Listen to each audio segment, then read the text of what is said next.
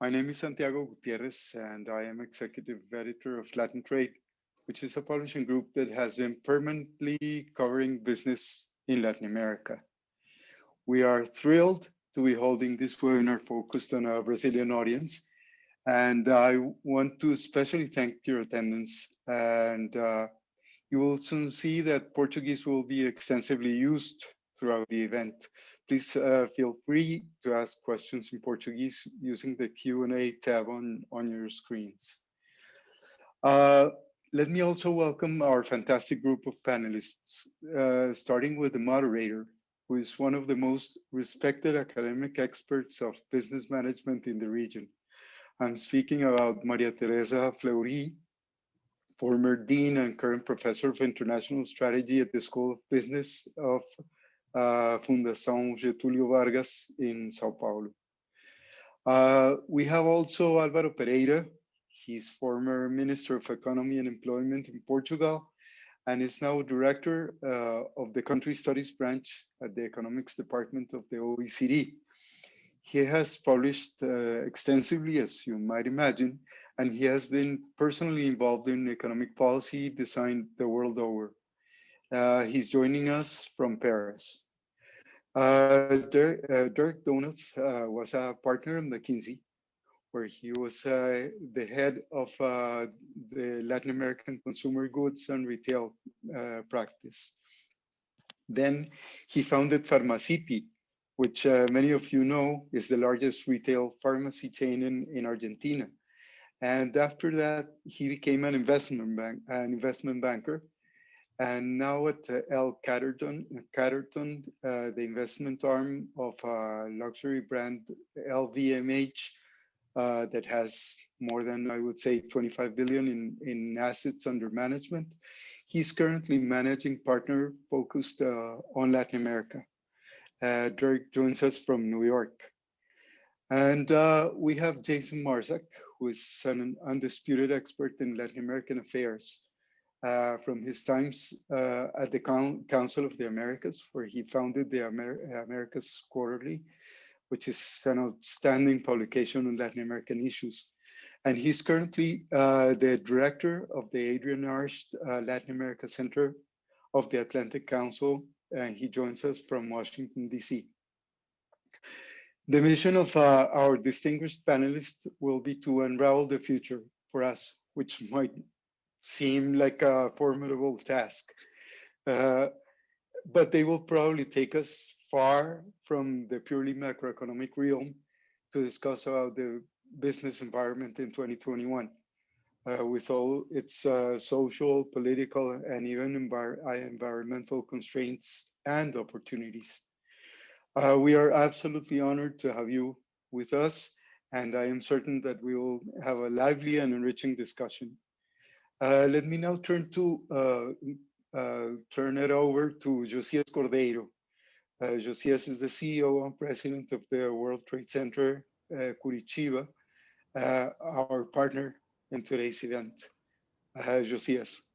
Hello, everybody. Good morning. It's a pleasure to be here with you. Great professionals that will try to give us some clues about what will happen in the near future. We are, as everybody knows, we are facing, I think in our generation, the most complicated period. But for sure, we will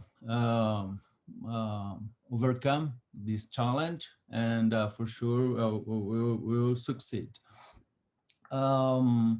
I'm an entrepreneur here in Curitiba, south of Brazil. I work with M&A, logistics, venture capital with 26 different investments in startups, early stage. And I'm also president of World Trade Center here in the south of Brazil, Curitiba, Joinville, and Porto Alegre. And here we are trying to help Brazilian companies to internationalize their business, to go abroad, and but it's not easy.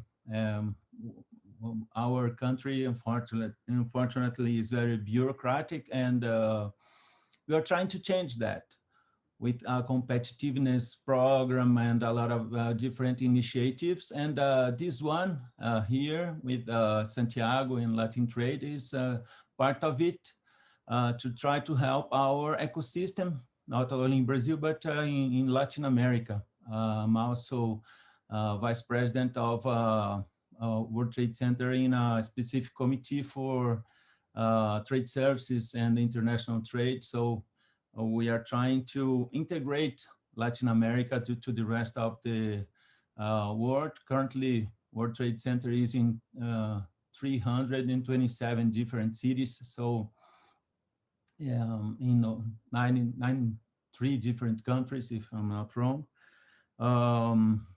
Count on us if you need any help here in Brazil to bring your business to Brazil or Brazilian companies to internationalize. I think that's it, Santiago. I believe we'll have a great event here. Thank you for participating here. I think that's it. Many thanks. Obrigado, Josias. Then I think we can turn it over to Maria Teresa. Maria Teresa, lead the way.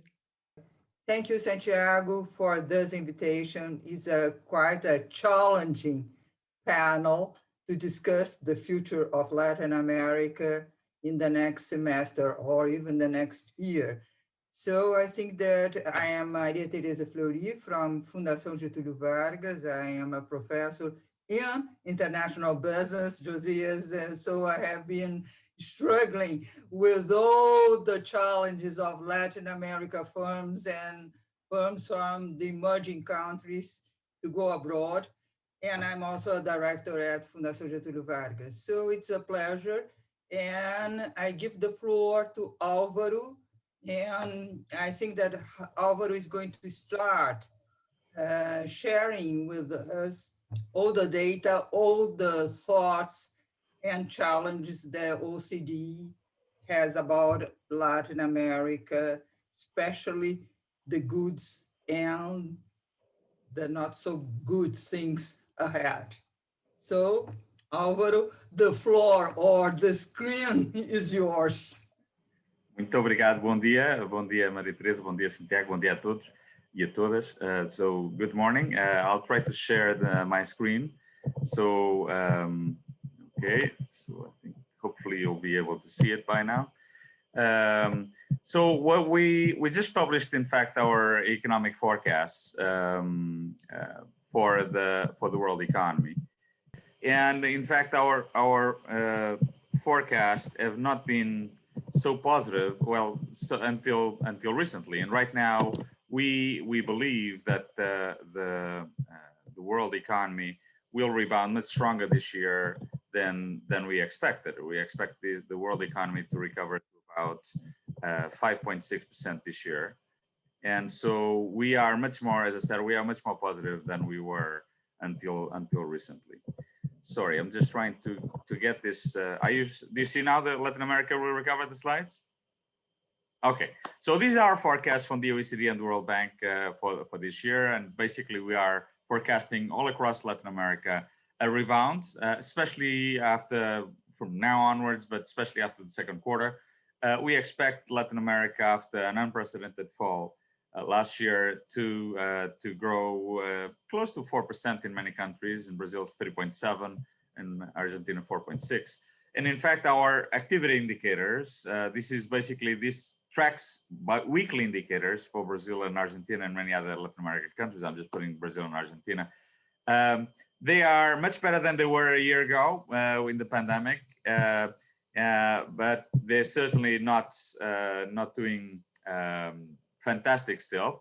And the big question is, how can we fast track the recovery? How can Latin American companies and countries fast track the recovery? I think the key is going to be, first of all, control the pandemic. And we've seen in many Latin American countries that controlling. So these are the activity indicators, weekly indicators for Brazil and Argentina. But I think the key is going to be, first of all, control the pandemic. And this is, we know that in several Latin American countries right now, like in Europe, there's a substantial big wave going on. And so controlling the pandemic is key. Vaccination, a good example is Chile. Chile is, after Israel, is the second fastest country vaccinating the population, and the United States too. And so vaccination is key so that we have a rebound in investment and consumer confidence. But also, terms of investment has decreased dramatically all across Latin America. So how can you boost investment? It has to be a mixture between public investment, but also, and I think Josias was mentioning that, how can you make private investment grow faster? And finally, reforms. I'm going to focus a little bit on the reforms. I just want to kick-start the debate, so I don't want to take too long. So first of all, this is an estimation. What could happen to Brazil if there's reforms? Basically, in terms of, as you said, bureaucracy, the lowering barriers to entrepreneurship, and opening the Brazilian economy to the world. Just decreasing the level of protection. What could happen? And we think that it could be a substantial impact on GDP per capita. In fact, reforms could improve also that sustainability. This is basically the baseline scenario is the black line, and we see that the debt will peak basically mid this decade. But in fact, can get worse if there is less fiscal prudence, but can get better if there is fiscal prudence and reforms. And so we think this is very, very important.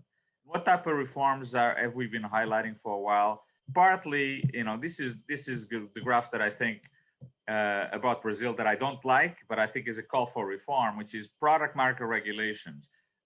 Both the service markets and the goods markets are still too restrictive, and the regulations are a nightmare for a lot of business owners.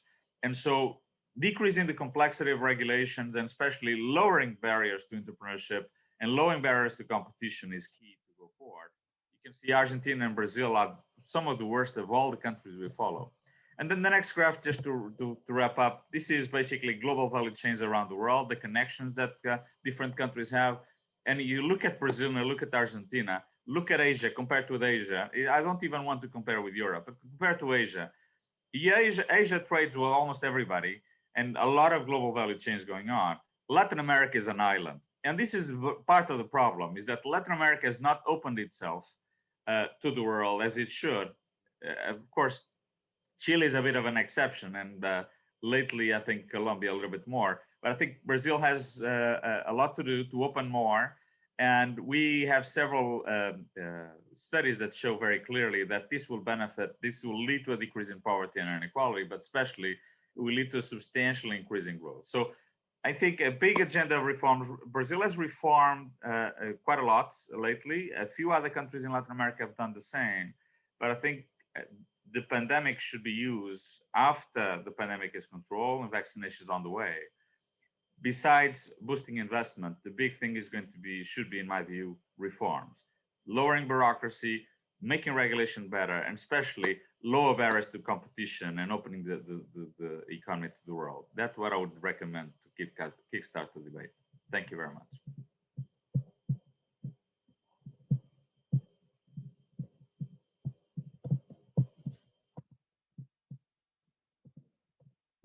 Maria Teresa? Thank you, Álvaro, for a very good presentation. We have several challenges ahead of us, and you mentioned all the possibilities for economic recovery in different countries in Latin America.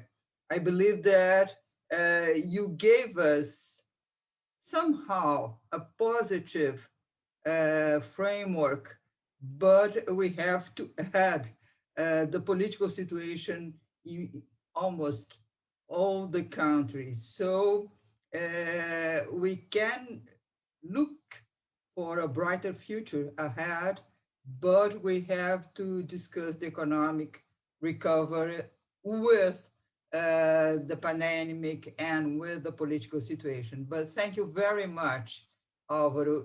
And now I'll give the floor to Jason.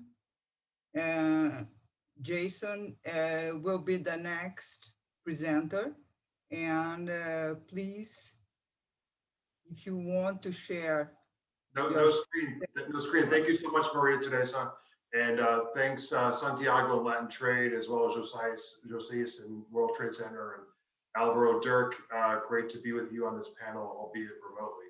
I'm going to speak a little bit about the regional impact of COVID, something we're all very familiar with, unfortunately, and something that I just released a paper this week on looking at COVID-19 recovery in Latin America, a partnership strategy for the Biden administration.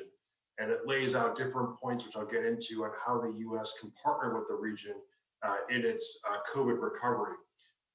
We're all familiar with the numbers.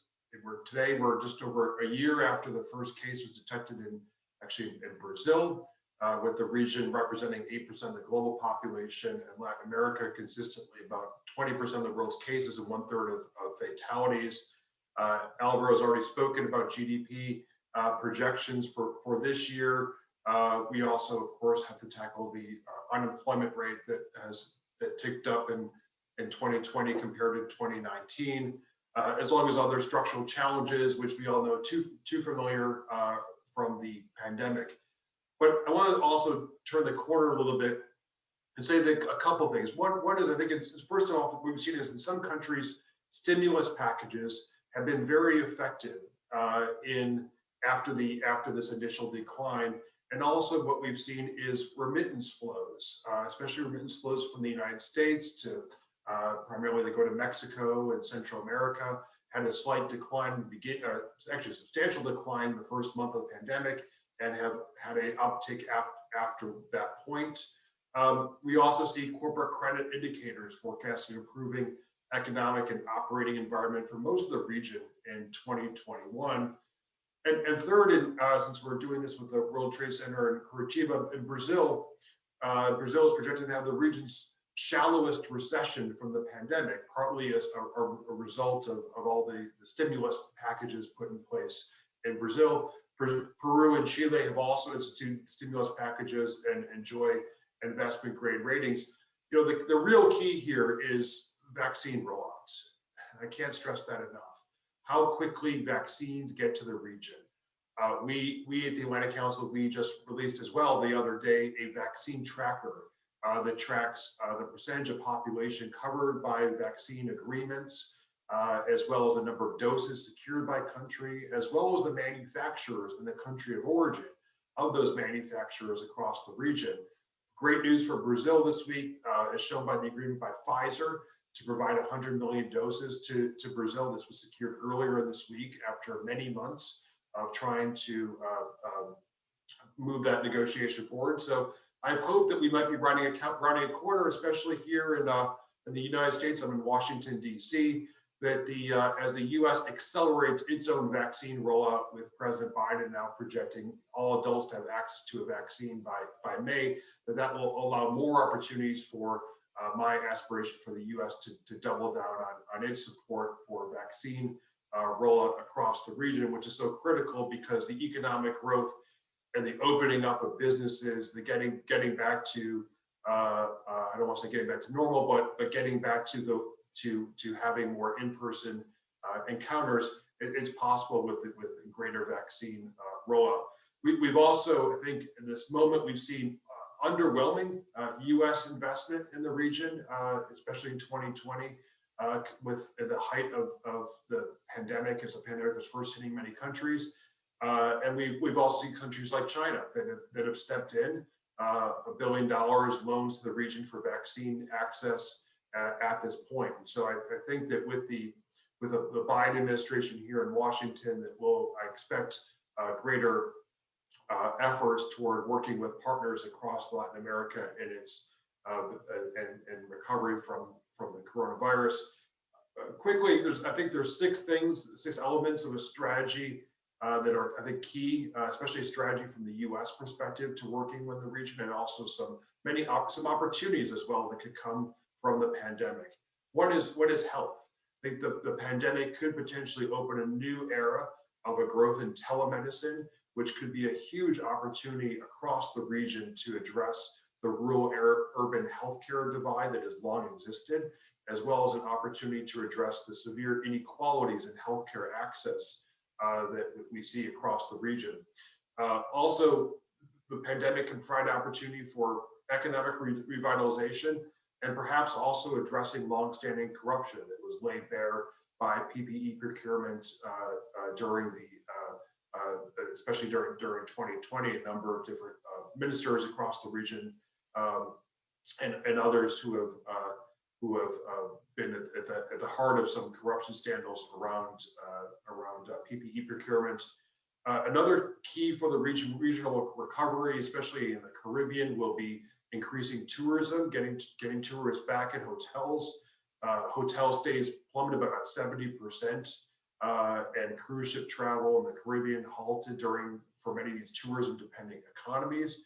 And so, as we have the vaccine rollout, as well as I think the pandemic could potentially bring in, and this is another opportunity, a new moment for folks like all of us who have adapted to working remotely to being able to relocate. There's a number of countries in the Caribbean that now offer visas such that you can stay in that country for a certain period of time as a business, travel and work from that country. So it could spark a whole new level of essentially telework tourism that we could see across the region. Commerce as well.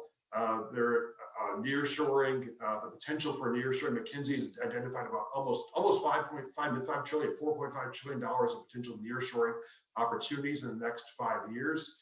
The United States is a potential partner for the region. Mexico, in particular, for the United States, as we look at nearshoring.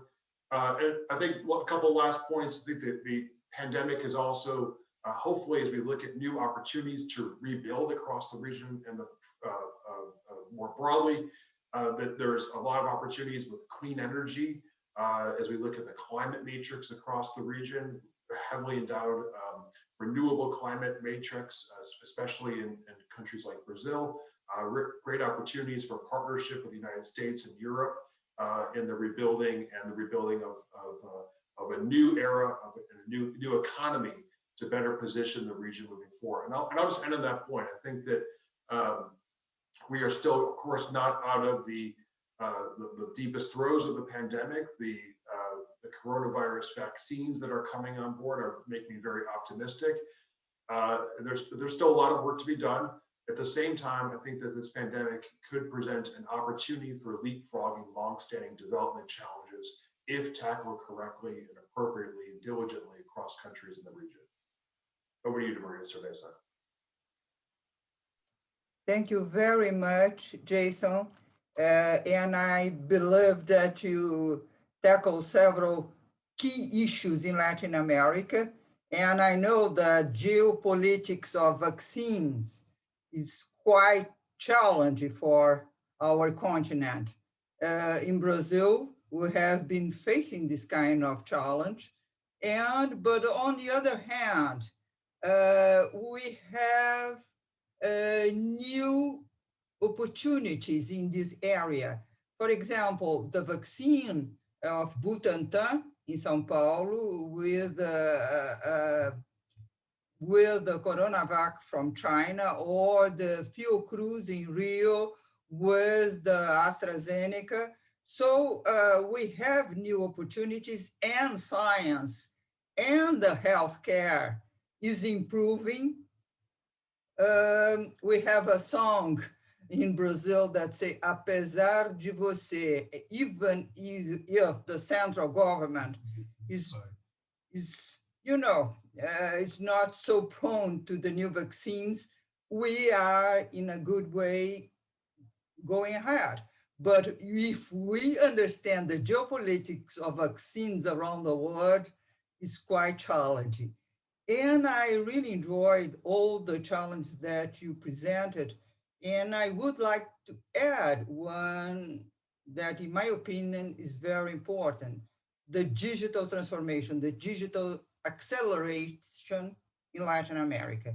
So I think that we have lots of things to debate and to think ahead. I couldn't agree more. I think telemedicine, all these issues, this are only possible with digital transformation. Yeah. Excellent point. Good. I forgot to mention that we will have this presentations up to 8:40, and then we will be open to debate. So please send your questions to the panelists in the chat, in the Q&A, and we will give the floor again to the panelists to answer them. So at last, but not at least, we'll have Dirk Donahan to present his thoughts about the future of Latin America in 2021 next semester. Great, thanks very much, and good morning, and bom dia, buenos dias a todos. Thanks very much, Maria Teresa and Santiago, and it's a pleasure to join Josias and Alvaro and Jason on this illustrious panel. So my name is Dirk Donat, and I am the managing partner for L. Catterton in Latin America. We are a major global private equity investor, and try and share with you a little bit of perspective and views as a private sector investor across Latin America. We as a firm are actually focused on the consumer sector. We like to call ourselves the world's largest leading consumer private equity firm. In Latin America, we have activities across the region. We have offices in Mexico City, in Sao Paulo, in Buenos Aires, and in Bogota. And you know, from our perspective, it's obviously incredible to think that we are now almost 13 months later. But as Jason and Alvaro have mentioned, there is some I don't know if the word optimism is appropriate, but at least rays of light or green shoots that we are seeing, and certainly across the region and across a number of different consumer categories, we are seeing improving numbers, increased amounts of activity, and we think that will likely continue as we get to the mid-year. Of course, as Alvaro pointed out, as vaccination levels increase, as Jason was talking about, the availabilities of those vaccinations across the region. And as we get into the third and fourth quarter, we believe that that'll set up a number of regional markets for pretty healthy growth for 2022. You know, during 2020, however, we did still see lots of consumer activity. A lot of it took place from people's homes, from people's couches and sofas. But there were a number of activity or number of areas that did continue. You know, we have 13 different consumer companies across the region. And interestingly, some were actually benefited by the environment. The majority of, I would say, were neutral, and a few were challenged. But just to give you an idea, you know, we have businesses that were actually benefited. We have a supermarket business, which saw a very strong increase in activity. We own a Mexican hot sauce business, which saw its sales really boom as people were staying home and cooking more and spicing up their dishes. A number of businesses were neutral. We own wine vineyards, and wine consumption overall was actually pretty solid, although we saw important shifts and transformations. And some business models were clearly challenged, right? And so we own a restaurant chain, we own a gym fitness centers, and some of those, for obvious reasons, were much more challenged. But in terms of consumer outlook and consumer behavior, you know, for us, we focus much more looking for on specific sectors and those fundamental, what we call drivers of consumer behavior. And some of those are demographic, psychological, social drivers. One of the things that, you know, we look at and we step back and we say, just real briefly, you know, what are the trends that we see in consumer behavior going forward? And interestingly, you know, one of the first things I like to point out is that consumer needs still are clearly need to be met. I think the question is really, how are those needs being met today and going forward? And really what we've seen, if you step back, and I'm going to simplify at the expense of sounding simplistic, but is, well, on the one side, the needs still need to be met. The question is really, how are those needs going to be met? And effectively, what we're seeing is a major channel shift in the way that those consumer needs are being met. So needs such as authenticity and companionship and convenience, those are things that sort of have really cropped up. And when you do consumer research and look at consumer behavior, they all of a sudden spike up much more than they did in the past.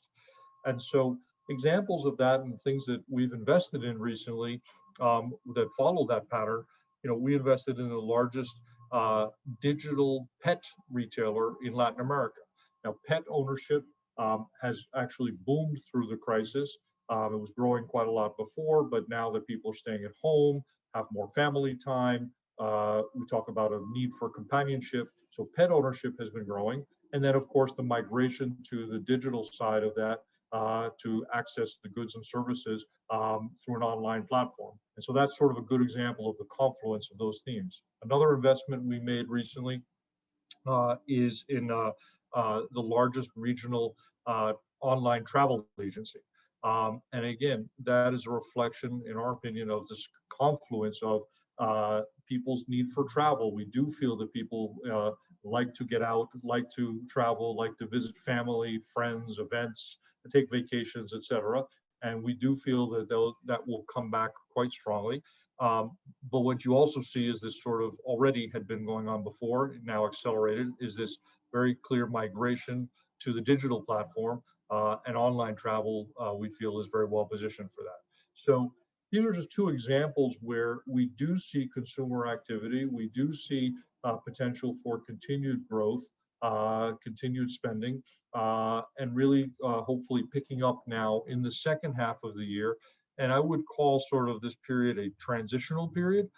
It's kind of hard to think or to extrapolate too many trends from what's going on, right now. There's still a lot of things in flux.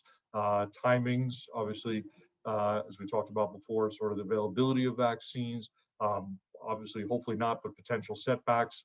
But we do feel that as we get towards the third and fourth quarter of this year, we will see, pretty strong consumer behavior, and really 2022 looks like it'll be set up to be, quite a positive year. So I don't mean to be maybe overly optimistic or bullish, but we are feeling a lot better about the outlook than maybe a few months before. So thanks very much.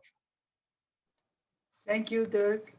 I think you gave us a very positive scenario, and hopefully it will happen in this way. But we really watch acceleration of this digital retail during the pandemic. And I believe we're not going to see any reverse in this direction. So I think that we'll have a good challenge ahead. And hopefully the second industry travel will recover as fast as the digital retail. But this transition period poses new challenges for the incumbents and the new firms ahead. So I think that we should tackle all those issues again. I don't know if you have any comment on that. No, absolutely, Maria Teresa. I couldn't agree more. And, the skills and capabilities that are required by companies to sort of address, as I've said before, consumer needs and consumer demands in a digital world, how to migrate their businesses digital, how to deliver those, whether it be products or services, through more modern channels. And even when we get back to stores and brick and mortar, to be able to, what we like to call sort of an omni-channel approach, which is to be able to curate the offering both from the store itself and from the online, whether you go to a store and order it online, whether you find it online and pick it up in the store. That sort of seamless experience is a real challenge, both from product, from marketing, from logistics, But those who are able to bring that all together, we feel will be quite successful, and we ultimately will be the winners in a number of these categories. Yeah.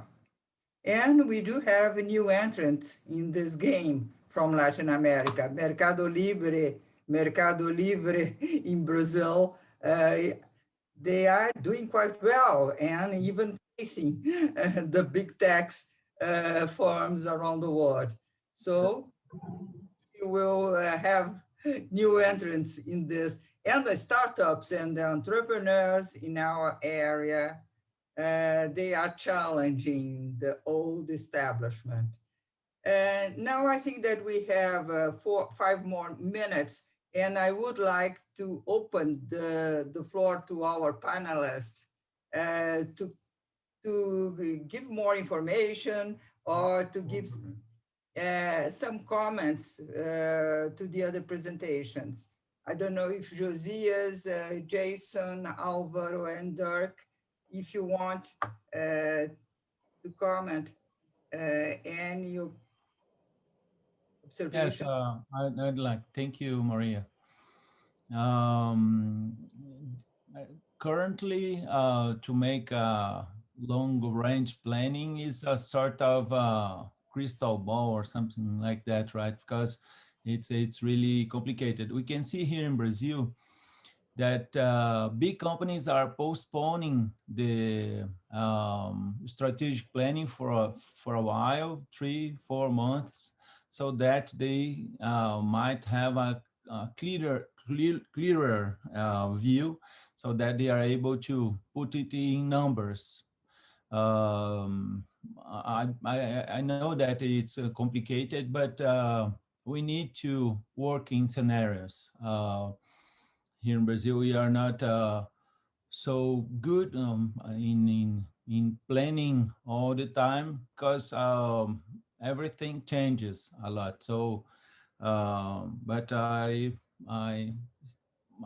believe and I encourage companies to do so. I say that because I'm also president of an organization of entrepreneurs here in Curitiba. It's an entrepreneur organization, EO, and we try to help companies to make business, but also to plan the future. But here in Curitiba, for example, and in Brazil, we believe that we have 2 segments that are doing very well. In general, we have, I don't remember now, more than 10 unicorns that 3 years ago, I don't know, a bit more, we didn't have anyone here in Brazil, and 2 of them are here in Curitiba. We have around 16 or 18 new unicorns in Brazil, Josias. I remember a presentation that I made last year. It was 9, but I saw a few of them after that. Madeira here in Curitiba is one of the biggest players in this omni-channel and digital world. They are growing a lot, and e-banks to help companies to make business abroad. So, and the second one that we see that we have good ways to increase our economies and internationalize the business. We really are working here to help companies to, since the moment 0, to start as an international company, even in the mindset, so that you don't need to change in the future.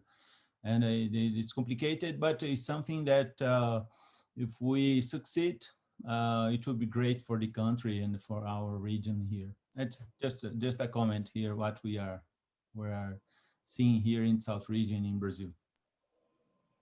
Thank you, Josias, very much. Alvaro, your comments? Yeah, I can comment first of all on vaccination. I think everything, well, in order to reduce the uncertainty, we need to vaccinate. And we need to realize that vaccination and nationalism is self-defeatist, right? So what we've learned so far, and we know that this virus mutate a lot. Some of these mutations, most of them, our existing vaccines are very efficient towards them, but it's fairly possible, especially the South African variant. It seems that vaccines are not so efficient. And so we need to vaccinate as many people as possible around the world so that we are able to get immunity and we are able to move on, right? So I think this is key. Vaccination should be top priority for businesses, for governments, for everyone. Second, I think it's important, and Dirk was mentioning this, I think Jason too, the pent-up demand that you are witnessing. So one of the consequences of the crisis was that there was a huge increase in savings on average in most countries. And so we expect that as soon as people see the light at the end of the tunnel, people are going to go out to restaurants when they open in the countries that are closed. They'll go out traveling. They'll start doing they'll start consuming. And we think that it's very likely this will they'll help the recovery fairly strongly. But we have to remember always that not everybody was able to save. So we know that the high income people, middle class people were able to save more because they stayed home and they spent less. But we also know that a lot of informals, and this is very important in Latin America, a lot of unskilled, a lot of women, a lot of young people lost their jobs. And so these people, instead of saving, they de-saved. And so they are in way worse situation than they were before. And so policy support should be targeted towards those people so that they are able to get back on their feet, and they are able to get their life back and their jobs back. I think this is very, very important. I would like to finish something with that I think you mentioned and you talk about Brazil and the exciting world of the unicorns and new venture capital. This is very important, very, and it's very true. But remember, Brazil remains, like many Latin American countries, one of the most protective, and especially with the highest barriers to entrepreneurship. And I think this, if you think about reforms, this is where you should go. Cut down the bureaucracy and cut down the barriers to entrepreneurship, because you can see, like you have in Curitiba, like Josias was saying, in other parts, when you lower these barriers, Brazil is very dynamic and it has a very dynamic entrepreneurial class, and people and companies will respond. So the top priority should continue to be reduce these barriers, open Brazil and Latin America to the world, because FDI will come and investment will come. And so I think this has to be the top priority going forward for businesses around Latin America. And maybe Maria today, so I'll just comment quickly on Alvaro, picking up on your point there. I think it's so vital when I'm trying to think about the opportunities of coronavirus and how economies, how governments will have to rebuild. It's about forcing to take decisions that would otherwise be very difficult to take absent coronavirus. So how can the need to quickly rebuild from the pandemic force things like Alvaro was saying, the decreasing regulatory barriers to entry, the high cost of starting a business, all those structural challenges that the region has long suffered from. I think that the virus and could potentially motivate governments to take some of those more difficult steps. Another really important point is just on education. Alvaro was mentioning the number of high inequality. Latin America, the most unequal region in the world. Over half the population works in the informal sector. These people have been particularly hard hit. But also, again, I was mentioning at the outset, the rural-urban divide, especially on technology. More than 7 in 10 urban residents can connect online, but less than 4 in 10 rural residents across the region can connect online. And so we look at technology transformation, we look at the school closures across the region. This is going to be something fundamental to address, especially, and I don't think we're going back, especially as economies become more digital in nature. Last point on the vaccine, Maria Teresa, you mentioned this earlier as well. I think it's important that, and I'm here in Washington, that countries do not, we don't force countries to choose between whose vaccine they're taking. That really as long as the vaccine's approved, doesn't, if the vaccine's coming from the US, wonderful. If it's coming from Europe, wonderful. If it's coming from China, okay as well, right? It's just a matter of getting shots into people's arms because otherwise we risk new variants coming across the region. We hosted the Atlantic Council a couple of weeks ago, the Prime Minister of Trinidad, who's also the chairman of CARICOM. And he mentioned that only the Caribbean region only secured at that point 170, I think it was 100, forget, maybe 170 million vaccines, but the vaccines were only coming from India at that point. And it was a cry to the rest of the world to not forget about the Caribbean, because otherwise these areas can be rife for opportunities for new variants of the disease to emerge. So want to make that last point on the importance of vaccine access all across the region, especially from the developed countries. If I may, Dirk, before I give the floor to you, we have one question from the audience, from Jorge Carneiro, and it's about the FDI inflow to Latin America. Has the global health crisis affect the pattern of FDI inflows into Brazil and other Latin American markets?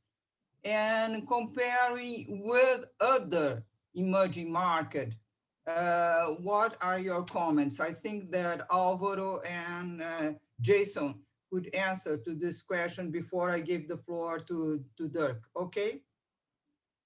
Well, clearly it affected, and not only Latin America, but around the world. We know there has been a very substantial decline in foreign direct investment flows last year. I think this year probably, we don't know, we don't have the data, but likely will be the same thing for the first few months, but then we're hoping that we'll start recovering. But again, the key is going to be vaccination, getting business conference and the consumer conference back online, and so that the recovery happens. But until that happens, investment is extremely always very volatile, and so this is key. But of course, on the other hand, it's important to say that we see China recovering fairly strongly. We can talk about it. I don't necessarily like the model that they are doing right now because based on that, so I'm concerned about that in China. But it's true that they are demanding a lot of commodities, and we see this thing also around Asia. And since we expect with the Biden plan, we expect just for the world economy, the Biden plan will lead to an increase of 1 percentage point extra growth across the world. And we see this will be between 0.5 and 1% probably in Latin America too, and in Mexico a bit higher. So this very strong stimulus from the United States, and also we'll see that in Europe too, that will bring more opportunities for commodity exporters. So I think that's good news in many ways for Latin America. However, I think one of the lessons of the last few years has been you can ride a commodity super cycle, even if it is a super cycle for as long as you want, and that's beneficial. But as long as you don't diversify your economies, as long as you don't have stronger industrial development in Latin America, stronger services, I don't think that growth in Latin America is going to be sustained for too long. A good example of that is, I always like to give the example of Chile because they have very high commodity producers, but they also developed many other things that they have been having a reformist state of mind in the past 30 decades. And I think this is an example that should be emulated in other parts of Latin America. I like what I see in Brazil in terms of reforms. It started at the end of the Lula administration, then went through the Temer, and then also with Bolsonaro. They're civil servants thinking about reforms, pension reforms, fiscal reforms, labor reforms. And I really think that it's very important to continue to go that way. But I think for me, the priority should be cut down the bureaucracy and cut down the barriers to entrepreneurship, and especially to competition, to grow more. Red tape is always a problem. Jason, your comments? I'll add to that. Looking in 2 years ago, looking in 2019, we had FDI into the region and increased by 10% in 2019. I don't have the latest numbers from 2020, but from last year was expected to have halved as a result of the pandemic. And so I think you're seeing today, so this panel, I think I want to say the word optimism, but a sense of hope insofar as what the rest of where we could go in 2021, especially with vaccine rollout, and as as we're saying as well, with additional steps that are taken by governments to facilitate that investment into inbound into countries. You know, the other key thing, of course, for FDI is governance and rule of law, and so strong rule of law, and also stability as well. I think we're in a moment of a potential upending in the political scenario in many countries across the region, and so kind of stability in that regard is fundamental for recapturing those investment inflows that we had seen in the region in the past. But again, as we look at technology and as we look at the importance of the growth of the service sector, as Alvaro was mentioning, and also the importance of the region moving from commodity exporter to higher value added export, still commodity based, but still with greater production along the lines of what that process looks like. That's going to be fundamental for longer term growth of the region, so that we're better positioned looking out to the next 5 years and the next decade and beyond. Thank you, Jason. And now, Dirk, would you like to make your comments? Sure, thanks. You know, it's I guess technically we would represent a sliver of that FDI, and we're certainly investing in the region and actively looking to deploy capital.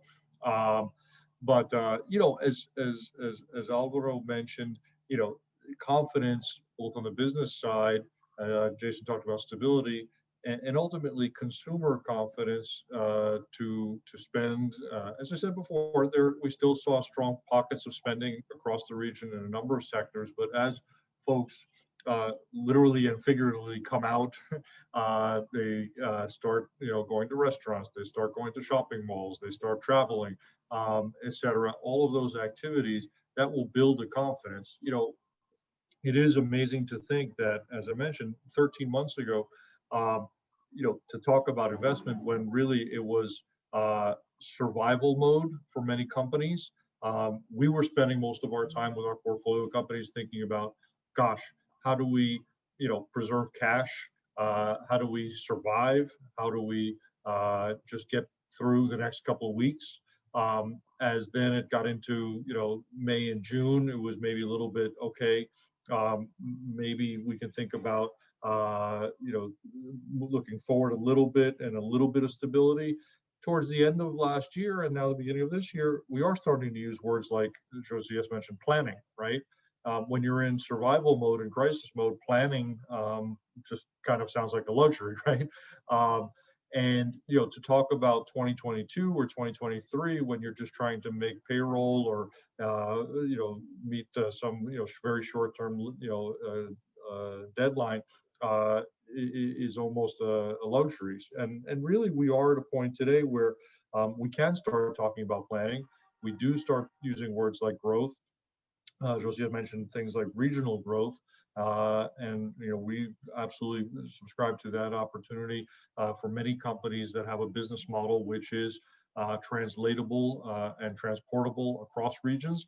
And you do see many examples of increased activity in sectors cross-border within the region, and then of course from the region to global market. And I'm talking about in the consumer world, not necessarily in the commodity space. But the more that we see those opportunities, you know, we see these opportunities to continue the regional expansion and eventually to a global market as well. So, you know, I do feel that the consumer is sort of for us at least, a leading indicator. And as a consumer sort of, you know, starts to spend more, starts to go out and have more activities, starts to interact more, that has a tremendous effect. And so I think the investment follows. There's obviously some macro and political overlays that are essential to that, as has been mentioned. But the investment level and the appetite to seek those opportunities, I think you see it across the region. You see it in capital markets today, and where the opportunities are there, the capital will. We're convinced the capital will follow. Thank you, David. Thank you, Dirk. And I think that even the GVCs in Latin America, they are going to be more resilient and more regional also. So I think that we will face new formats, new shapes for all the GVCs. But I have one more question from the audience, and it is about the digital divide, how digital transformation is accelerating problems with inequality and among the countries of the region. This is the dark side of all those transformation. I think that Alvaro mentioned something, Jason also mentioned, but we would like you to address those questions, and Dirk also. Well, we see that it's true that not only in Latin America, but many other countries, the digital divide, well, digitalization accelerated, which brings a lot of business opportunities. But it's true, if you have like students that stop having schools open, and some of them have internet and computers and others don't, then obviously the digital divide is going to open up immediately, right? So what is the answer for this is certainly to make sure that, especially in certain regions and certain low-income families, they get access to these goods that are really, really important. And the digital transformation is here to stay. There's no doubt about it. You know, we wouldn't be talking if it was for digitalization. I think the only big silver lining of the pandemic has been the digital transformation, accelerated by 5, 10, 15 years, and there's no doubt about it. We, you know, our business model, for example, at the UCD is to travel a lot and so on. We stopped traveling. We will travel in the future, but I think we will be, perhaps we'll think about our carbon footprint, and we'll think about whether or not the value for money, if it is good traveling. But it opens up another opportunities, like we can engage in dialogues that we couldn't before, and in a much pervasive way. So I do think that digital divide certainly will increase, but this is where government should enter and act, which means this is where you should invest in digital skills. You know, think about if you want to have, and it's not all digital skills, but if you want to have a strong industrial Latin America, or investing a lot in the good services, then you need to do a lot of training. You need to improve a lot of the training that you have, and you need to improve the effectiveness of that training. You need to have the training directed more towards the companies, to the needs of the companies. What is the market demanding? So I think this is key. But clearly the digital divide has increased, and we need to pay attention to what will happen in the next few years about that. You know, I mentioned some oh, sorry, Joyce, do you want to go ahead? Go ahead, Jason. I mentioned earlier some numbers on kind of rural versus urban divide, and the number and the access in urban areas versus rural areas. But, you know, as well, picking up on this on education, again, this paper just put out the other day, you know, we saw just a huge decrease across the, you know, this time last year, more than 95% of people enrolled in, of students enrolled in school across the region were temporarily out of school, and that there were still, by November, 137 million people that were still out of school, and also now you see the secondary education expectancy and completion dropping from about 6 in 10 to now about a little over 45%, somewhere along those lines. So you see a huge drop off in education, and this is going to be a real challenge. This is a challenge faced across the region. Frankly, it's a challenge seen across the world. Is this for many of this a lost year of education, and how to regain that lost year of education, because that will have significant challenges down the road when we look at income generation, household income generation. When we look at productivity in the workforce moving forward. But I think that on technology, it's a real wake-up call for Latin America to be competitive, not in 2021, not in 20, but even looking 2025, 2030 and beyond. There is an incredible need for increasing digital infrastructure. And it's about rethinking how we think about investing in infrastructure. The physical infrastructure is critical, roads, ports, everything else, but to really be competitive in the future global economy as well, that digital infrastructure, I think, is going to be just as important as investing in roads and ports and other types of traditional avenues. So this is, I think, potentially an opportunity, and as well, I think it's a moment to also reformulate, maybe even in some regards, education and how students are being educated, making sure that education corresponds to the needs of where the world and where the region is going, rather than where the world and the region was years ago. Sure, real quick, couldn't agree more. And it's certainly, we see the digital platforms as great enablers and facilitators, but obviously folks need access, and it's obviously far from equal, and even across the region and within countries today. But in a sense, if this crisis and pandemic and experience of the last 13 months has taught us, just as I said before, to briefly repeat, consumers still have needs, folks still have spending, folks still have consumer behaviors, but how they meet their needs, how they behave, has really been transformed in a very short amount of time. A lot of it had already started before, and these are patterns that had already been in place for a while, but really has been just accelerated for obvious reasons over the last 13 months. And now that people have experienced that, there's different ways to have their needs met, different ways to access products, different ways to be able to facilitate the delivery of services and goods. Those are things that are probably across many categories going to stay. So it's not that people talk about going back to normal and the return to normal. These are probably things that are not going to be normal anymore. But we feel that consumer needs and behaviors are going to come back, but how those needs are met, and that's really where these transformations will really kick in and stay going forward. Thank you. Cool. Now, thank you so Santiago, much. you. Maria Teresa, I think it's the best way to end this discussion, thinking about the normalcy in a way. Thank you so much, Maria Teresa, and thank you, Dirk, Jason, Alvaro, Josias. Thank you for taking us on such an interesting discussion. And I'm certain that those of you in the audience who have the hard task of acting on trends and taking opportunities before they become fully evident to everyone found this session insightful and tremendously useful.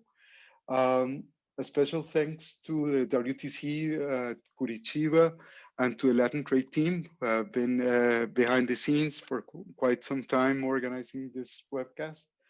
And